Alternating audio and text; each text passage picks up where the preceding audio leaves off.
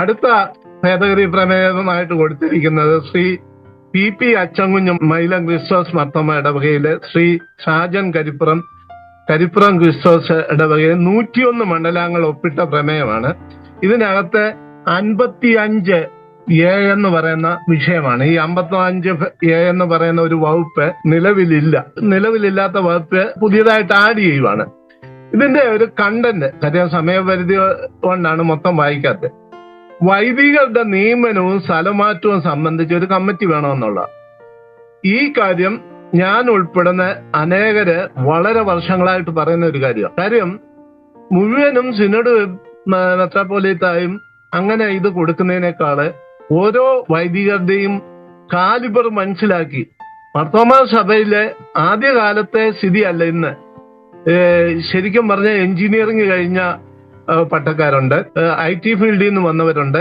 ഇങ്ങനെയുള്ള ആൾക്കാർക്ക് അതൊന്നും കണക്കിലെടുക്കാതെ ഒരു ഒഴുക്കൻ മട്ടില് സിനഡ് കൂടി ഇങ്ങനെ ഓരോരുത്തർക്ക് വീതം വെച്ചു കൊടുക്കുന്ന സംവിധാനത്തില് ഒത്തിരി അപര്യാപ്തതയുണ്ട്. നമ്മുടെ സ്ഥാപനങ്ങളൊക്കെ നടത്തുവാൻ കഴിവുള്ളവരെയാണ് അവിടെ നിയമിക്കേണ്ടത്. അല്ലാതെ ഒരച്ഛനെ സിനഡിലെ ഏതെങ്കിലും എപ്പിസ്കോപ്പായിക്ക് വേണ്ടപ്പെട്ട ആളിനെ അവിടെ കൊണ്ട് നിയമിച്ച് നമ്മുടെ ഒത്തിരി സ്ഥാപനങ്ങൾക്ക് ഈ പ്രതിസന്ധി നേരിട്ടിട്ടുണ്ട്. നമ്മുടെ പല സ്ഥാപനങ്ങളും മറ്റ് സഭയുടെ സ്ഥാപനങ്ങളുമായിട്ട് കമ്പയർ ചെയ്യുമ്പോൾ വളരെ മോശമായ അവസ്ഥയാണ്. അതിന്റെ ഒരു കാരണം അതിന് യോഗ്യരല്ലാത്ത വൈദികർ അതിന്റെ തലപ്പത്തെത്തുന്നുണ്ട്. ഇതുപോലെ 100 വിഷയങ്ങൾ, ഈ വിഷയം ജോഗ്രഫിക്കലായിട്ടുള്ള വിഷയങ്ങള്, ഭാഷാപരമായുള്ള വിഷയങ്ങള്, ഇതെല്ലാം കണക്കിലെടുത്ത് വേണം പട്ടക്കാരെ നിയമിക്കാൻ. അതിനൊരു കമ്മിറ്റി ഉണ്ടാകുന്നത് നല്ലതാണ്. പക്ഷേ ഈ ഭേദഗതിയില് ഈ 7 കമ്മിറ്റിയെ എപ്പിസ്കോപ്പൽ സിനഡ് നോമിനേറ്റ് ചെയ്യേണ്ടതാണെന്നുള്ള ഒരു ക്ലോസ് അതിന് വരുന്നു. എനിക്ക് അതിനോട് ഒട്ടും യോജിപ്പില്ല. വൈദിക സെലക്ഷൻ കമ്മിറ്റി പോലെ ഈ പറഞ്ഞ കമ്മിറ്റിയെ മണ്ഡലം സെലക്ട് ചെയ്യണം. കാരണം വേണ്ടപ്പെട്ടവരെ 7 പേരെ കമ്മിറ്റി വെച്ചിട്ട് അവിടുന്ന് പിന്നെ ഓപ്പറേറ്റ് ചെയ്യുന്ന ഒരു സംവിധാനമല്ല. നിലവിലുള്ള പ്രശ്നം അംഗീകരിക്കുന്നു. ഈ ട്രാൻസ്ഫറിന് ഒരു കമ്മിറ്റി വേണം. ആ കമ്മിറ്റി സഭാമണ്ഡലം അതിനുള്ള നോംസ് നേരത്തെ ഉണ്ടാക്കി സഭാമണ്ഡലം അംഗീകരിച്ച് തീർച്ചയായിട്ടും അതിന് സഭാമണ്ഡലത്തിൽ നിന്ന് തന്നെ ആ 7 അംഗ സമിതി 7 10 എത്ര വേണേലും വെച്ച ഒരു പ്രശ്നമില്ല. ഈ വൈദിക സെലക്ഷൻ കമ്മിറ്റി എങ്ങനെ നടക്കുന്നു അതേ രീതിയിൽ തന്നെ വൈദിക ട്രാൻസ്ഫർ കമ്മിറ്റി നടക്കണം. മണ്ഡലമായിരിക്കണം അതിനെ എലക്ട് ചെയ്യേണ്ടത്. ഇനി വേറൊരു കാര്യം കൂടെ, ഇതിന്റെ ഹെഡ് എന്ന് പറയുന്ന ഈ ഭരണഘടനാ നിർദ്ദേശം സിനഡ് തീരുമാനിക്കുന്ന ഒരു എപ്പിസ്കോപ്പ. പക്ഷെ അത് അത്ര സാങ്കേതികമായ പ്രയാസങ്ങൾ ഉണ്ടാവും. തീർച്ചയായിട്ടും ഇതിന്റെ ഹെഡ് മെത്രാപ്പോലീത്ത തന്നെ ആയിരിക്കണം. ഈ രീതിയിലുള്ള ഭേദഗതികൾ ഇതിന് വന്നാൽ ഇത് പാസ്സാകുന്ന നല്ലതാണ്. ഇപ്പോഴും ഇനിയും ഇതിനൊക്കെ ഈ ഭേദഗതികൾക്ക് എഗനിസ്റ്റ് ആയിട്ട് ഭേദഗതി ഈ 25-ാം തീയതി വരെ കൊടുക്കുവാൻ മണ്ഡലങ്ങൾക്ക് അവസരമുണ്ട്. അതൊക്കെ മനസ്സിലാക്കി കൊടുത്തിരുന്നാൽ വളരെ നല്ലതാണ്. കൊടുക്കുന്നവരെ കൂടുതൽ കൊടുക്കുക. ഇവിടെ ഓരോരുത്തരൊക്കെ എഴുതി അറിയിക്കുന്നത് ഞങ്ങൾ കൊടുത്തിട്ടുണ്ട്, വളരെ നല്ലത്. ഇനിയും കൊടുക്കാനുള്ള അവസരമുണ്ട്. അതുകൊണ്ട് ഈ ഒരു ട്രാൻസ്ഫർ കമ്മിറ്റി എന്നുള്ളത് വളരെയധികം അംഗീകരിക്കുന്നു. അത് നല്ലതാണ്. പക്ഷേ വൈദിക സെലക്ഷൻ കമ്മിറ്റിയുടെ അതേ മോഡലിൽ ഒരു വൈദിക ട്രാൻസ്ഫർ കമ്മിറ്റിയാണ് സഭയ്ക്ക് ആവശ്യം. അത് ഭംഗിയായിട്ട് അച്ഛന്മാരെ യൂട്ടിലൈസ് ചെയ്യാൻ വേണ്ടി ഉപകരിക്കുമെന്ന് വിശ്വസിക്കുന്നു. ഇനി അടുത്ത ഒരു വിഷയം, ഈ വിഷയം ഇത് തന്നെ അതേ ടീമിന്റെ തന്നെയാണ്. 189 ഭരണഘടന 189ന്റെ ഒന്നായിട്ടാണ് അവർ കൊണ്ടുവന്നിരിക്കുന്നത്. ഈ ഭേദഗതി 189ന്റെ ഒന്നെന്ന് പറയുന്നത് ഭദ്രാസനത്തിൽ താമസിക്കുകയോ പ്രവർത്തിക്കുകയോ ചെയ്യുന്ന ഷമ്മാഷന്മാർ ഉൾപ്പെടെയുള്ള പട്ടത്ത സ്ഥാനികളെന്നാണ്. ഇത് ഭദ്രാസന അസംബ്ലിയുടെ വിഷയമാണ്. ഈ ഭേദഗതിയിലെ അഭിപ്രായം ഒന്നും പറയരുതെന്ന് എന്റെ കുറെ സുഹൃത്തുക്കൾ എന്നെ വിളിച്ചു പറഞ്ഞു. വെറുതെ അച്ഛന്മാരുമായിട്ടുള്ള സ്നേഹം നഷ്ടപ്പെടും, അതുകൊണ്ട് വിൽസൺ അതിന് അങ്ങനെ അഭിപ്രായം ഒന്നും പറയണ്ട, അത് അങ്ങ് വിട്ടേക്കാൻ പറഞ്ഞു. പക്ഷേ അത് അത്ര ശരിയാണെന്ന് എനിക്ക് തോന്നിയില്ല. കാര്യം നിലപാട് തന്നെ ആയിരിക്കണം.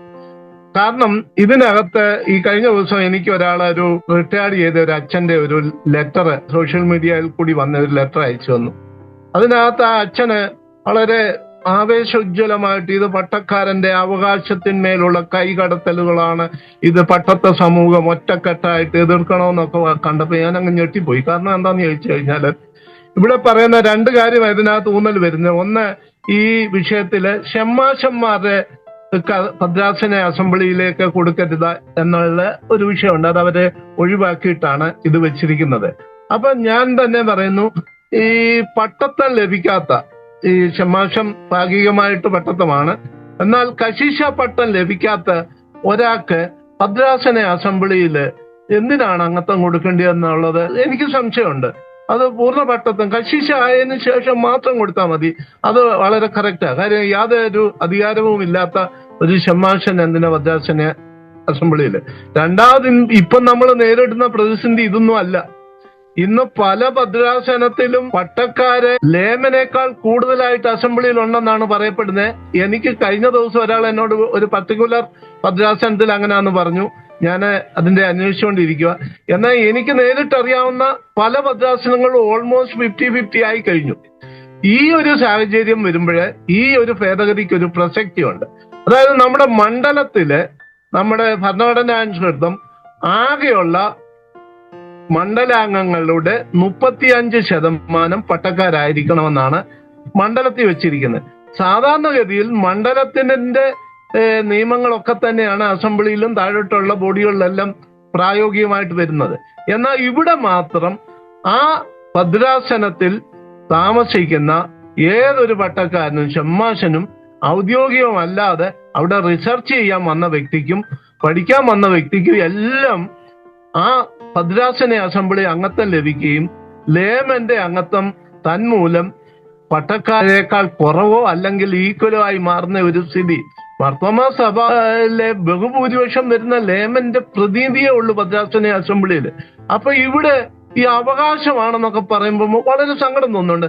ഞാൻ വളരെ വർഷങ്ങൾ ONGC എന്ന പറഞ്ഞ സ്ഥാപനത്തില് ജോലി ചെയ്ത് അവിടുത്തെ എല്ലാ പ്രവർത്തനങ്ങളും മാനേജ്മെന്റിനോടും സഹകരിച്ച് അവിടുത്തെ ജനങ്ങളുമായിട്ട് വളരെ ബന്ധപ്പെട്ട് ആക്റ്റീവായിട്ട് പ്രവർത്തിച്ച ഒരു മനുഷ്യനാണ് ഞാൻ.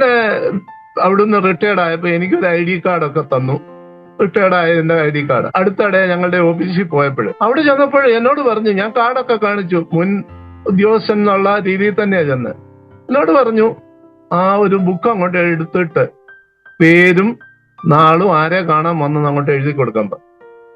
ഇത് സത്യം പറഞ്ഞാൽ പെട്ടെന്ന് എനിക്കൊരു പ്രയാസം തോന്നിയെങ്കിലും പിന്നെ ഞാൻ ആലോചിച്ചപ്പോൾ വളരെ കറക്റ്റാ. കാര്യം ആയിരക്കണക്കിന് ആൾക്കാർ റിട്ടയർഡ് ആവുന്ന എല്ലാവരും ഇങ്ങനെ ഇടിച്ച് ഓഫീസിൽ കയറിക്കൊണ്ടിരുന്നു കഴിഞ്ഞാൽ ആ ഓഫീസിന്റെ പ്രവർത്തനം എന്തായിരിക്കും? തീർച്ചയായിട്ടും ആവശ്യമുള്ളവർ നിയമാനുസൃതം പോയാൽ മതി. അതായത് ഒരു സ്ഥാപനത്തില് സഭയിലാണേലും ഏതൊരു രംഗത്താണേലും നമ്മൾ പ്രവർത്തിച്ചു കഴിയുമ്പോൾ അവിടുന്ന് പിരിയുമ്പോൾ നമുക്ക് അവിടുന്ന് സംവിധാനത്തിൽ നിന്ന് പിന്മാറും. അത് ന്യായമാ. അത് അംഗീകരിക്കണം. ഇപ്പൊ ഭദ്രാസന അസംബ്ലിയില് റിട്ടയർ ചെയ്ത എല്ലാ അച്ഛന്മാരും ഇരുന്ന് കഴിഞ്ഞിട്ട് അവരുടെ എടുക്കുന്ന നടപടികൾ ഇംപ്ലിമെന്റ് ചെയ്യാനായിട്ട് ഈ പട്ടക്കാർക്ക് ഒരു അവസരമില്ല. അവർക്ക് ആ ഒരു അധികാരമൊന്നും ഇല്ല.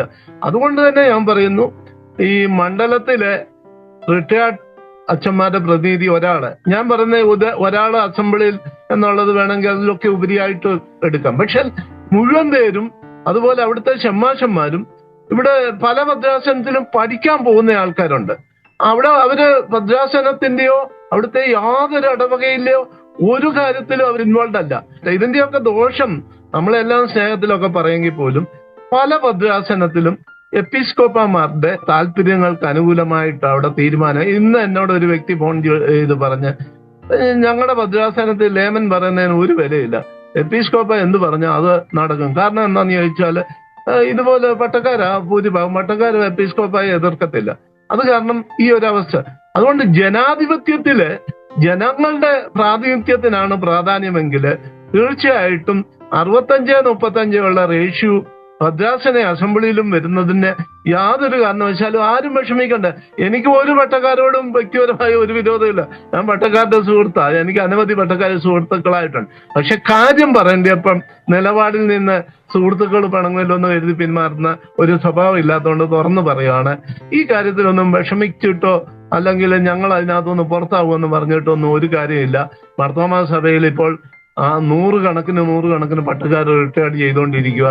പട്ടക്കാരുടെ എണ്ണം കഴിഞ്ഞ ദിവസം ഒരാൾ പറഞ്ഞു, ഇനി അടുത്ത 1-2 കുറെ ആളുകൂടെ കഴിയുമ്പോൾ പുറത്തു നിന്ന് വരുന്നവരെയെല്ലാം നിയന്ത്രിക്കുക. ഇപ്പൊ അച്ഛന്മാരുടെ എണ്ണം കൂടിക്കൊണ്ടിരിക്കുന്നു. പുതിയ പോസ്റ്റ് കൊടുക്കാൻ പോലും വയ്യാത്ത അവസ്ഥയില്ല. സെമിനാരിൽ പോലും കൺട്രോൾ ചെയ്യേണ്ട അവസ്ഥയിലേക്ക് വരുന്നു എന്ന് കാര്യങ്ങൾ മനസ്സിലാക്കിയിട്ടുണ്ട്. ഈ ഒരു സാഹചര്യത്തില് കൂടുതൽ പഠനം ആവശ്യപ്പെട്ടിട്ട് തീർച്ചയായിട്ടും റിട്ടയർഡ് ചെയ്ത അച്ഛന്മാരെ പ്രാതിനിധ്യം കൊടുക്കണം. ഒരു കാര്യത്തിലും ആരെയും ഒഴിവാക്കരുത്. പ്രാതിനിധ്യം കൊടുക്കണം. ഷമ്മാശന്മാർക്കും അതുപോലെ കശിശാകുന്നിടം വരെ അവസരം കൊടുക്കല്. ഈ രീതിയിൽ ഇത് കുറെ കൂടെ വൈഡായിട്ട് ഇതിന് ഭേദഗതികളൊക്കെ ഉൾക്കൊള്ളിച്ച് നല്ല രീതിയിൽ ഒരു തീരുമാനം കൊണ്ടുവരണം.